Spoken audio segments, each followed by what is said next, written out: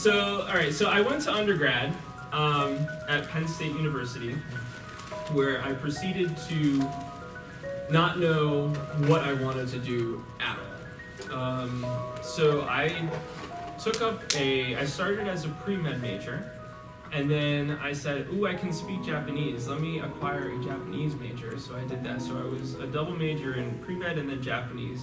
And then I decided that pre-med was too hard and I don't like people coughing on me. So I switched to biochemistry.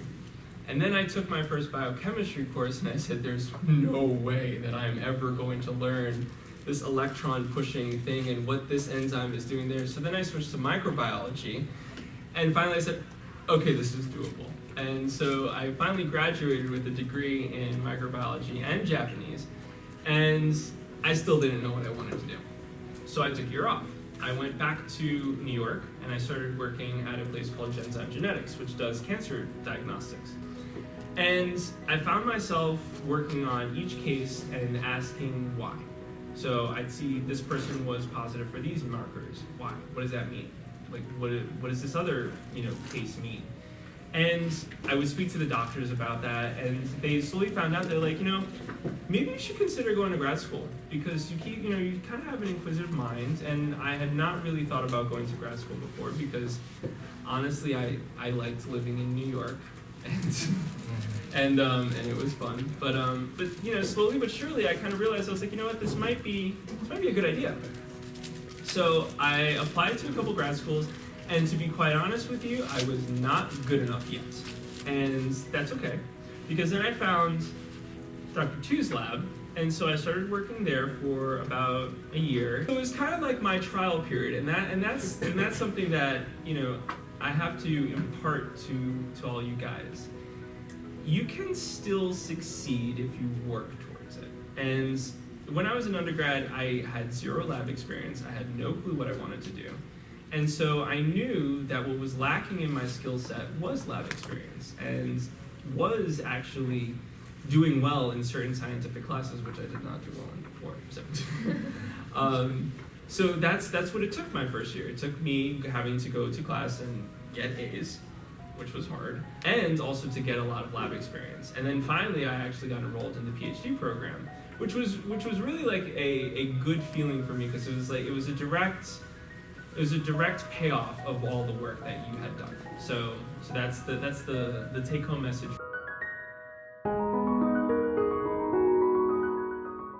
So I think IMSD really helped in my ability to articulate my science. And in doing so, they definitely provided a lot of venues for me to go and present my research and to talk with other people about my research, whether it be a poster, whether it be an oral presentation.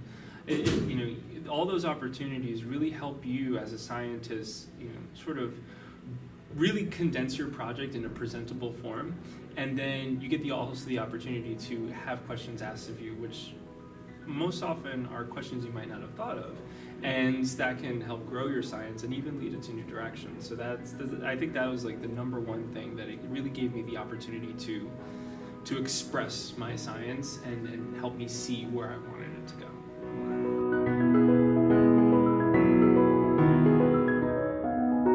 Daily. All the time. Daily. I mean, everyone always, they always say, oh yeah, the past is in the past. I completely disagree. I think that every past experience you have affects your daily routine, and I can see that in how I, the time that I spent with IMSD, and also the time that I spent with my former advisor, in how I approach my work now. Like I was mentioning before, that I used to really dislike writing when I was a grad student, but now, I've trained myself to like it, and I always think back to the times when I really disliked it, and now, so that sort of, experience helped shape, who I am now. So I have to say that it's a daily thing that I will think back and see, even communicate with other former IMSD and prep alumni, ask how they're going, see how their families are growing and the science that they're still doing. And they always ask me, well, are you still working with mosquitoes? I'm like, yep. Yes, I'm still working with mosquitoes. But yeah, so I think that this opportunity has really set the foundation for my career.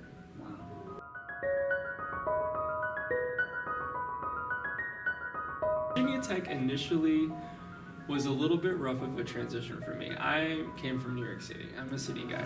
But I had that sort of big campus experience before when I was doing my undergrad at Penn State.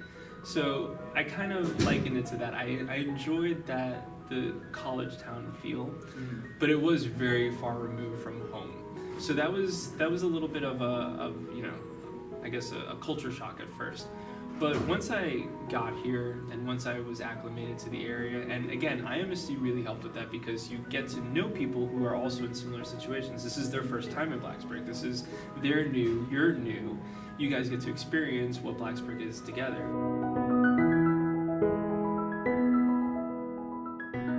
My interview with my advisor.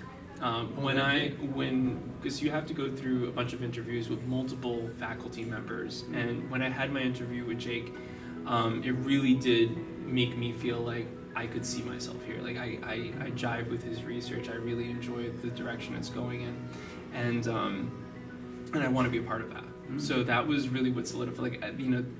The location, everything else kind of came afterwards. But like I said, the immediate attraction to Virginia Tech was not necessarily Virginia Tech. It was the research that I would be doing at Virginia Tech.